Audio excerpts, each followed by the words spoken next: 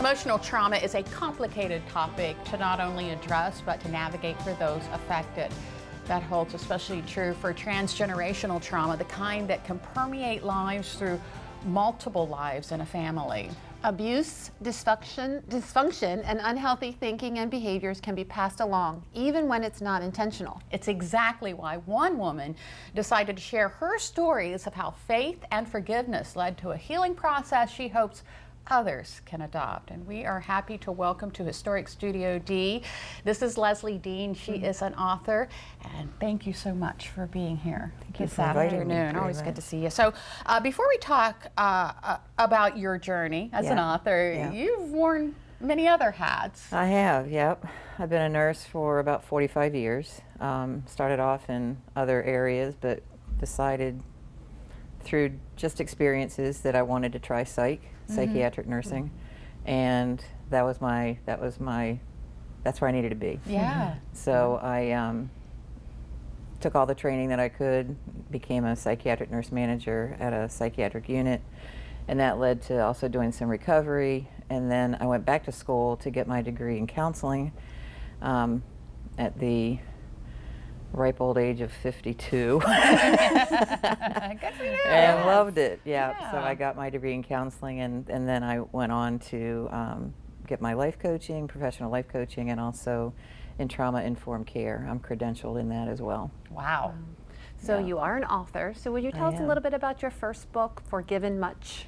Yeah, Forgiven Much was kind of written, actually I didn't even want to really write a book. I kind of felt pushed by God to write, and kept putting it off for almost 7 years. Had an accident at work. One of my patients, we were giving him a shower, and he got a little out of control and fell on top of me, and both knees went. Oh, wow. So I was out of work for almost 6 months, and I remember waking up one morning, I'm like, what am I gonna do for the next 6 months? You're going to write that book. So I did. And it was destined to be. Yeah, as I was writing it, I realized that by telling my story, it gives hope to other people. When people have witnessed others who have been through a lot of adversity, and there's something on the other side, they don't have to live there, they don't have to stay there. It gives them hope. And for me, hope was the thing that I held on to. And that around the same time, I also found my relationship with Jesus Christ. And that really was I think that was the main point, that I realized there was a lot of unforgiveness in my life, for myself as well as with others. And I realized forgiveness had to be a place where I was going to start this journey. And that made my ability to write the book so much easier, because I was looking through a different lens, kind of looking through his lens instead of the lens of somebody who had been through a lot of abuse and neglect. So, and your perspective changes markedly when you have that ability to forgive. Oh, yes. Now, your second book deals with transgenerational trauma. What made you decide to go in that direction? I actually was during the lockdown. I was just lonely, and I was kind of missing my kids and missing my friends, and there had been, because of a great deal of dysfunction in my marriage, there had been some issues with the children, and I just felt like we were not as close as we should be. And so I just kind of reached out. I prayed. I was like, Lord, I just really want to know why we don't have the relationship that I had longed for. And, the Lord, as always, He tells you the truth. And, He said, you weren't available to them. And I'm like, what? I did everything for them, birthday parties and camping trips, but you weren't there emotionally. And what I had to grasp out of that conversation was why. What is He talking about? And so I started looking at what that time period was like, and I realized I had absolutely been in a completely dissociative place of there's fight, flight, freeze, and fawn, and I had gone through all 4 of those stages and was just kind of not there, you Yeah. know, just surviving instead of actually being available for my children the way I needed to be.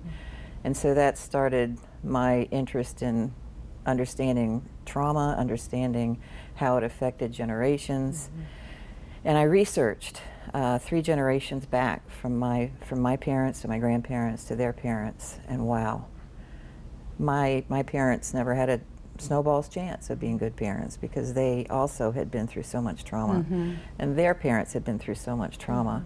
And I just said, the buck stops here. Yeah. I'm going to make the change. And so that's when I went back to school and I did all the things I needed to do to learn all about it, and that's how the book came about. And when I was kind of asking how to write the book, it was more of a, well, you need to share the story so that people can understand how they come in 2 parts. And you know, the first part is the setup. Basically, it's all the circumstances that took place that lead you to the dysfunction in your later life, and that's what the second book is about, the rescue. I kind of share how that neglect and abuse in my childhood led to some pretty poor choices in my adult life. And I share those very transparently, and then Jesus stepped into my life and everything changed. That's wonderful. It does sound like you have been through a journey, I have, and your yes. faith is very important to you. It is. What do you want people to take away from your books? Hope. Hope and forgiveness. To understand that no matter what you've done, no matter where you've been, there is hope. And you can be the person God created you to be.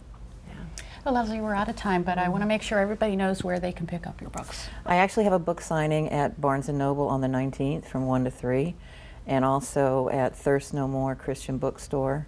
And of course online, Amazon and Barnes & Noble. Yeah. All right. So thank you so Leslie much for Dean, having me. thank you for coming in. Thank you. Thank you so for much. sharing your Appreciate it. story.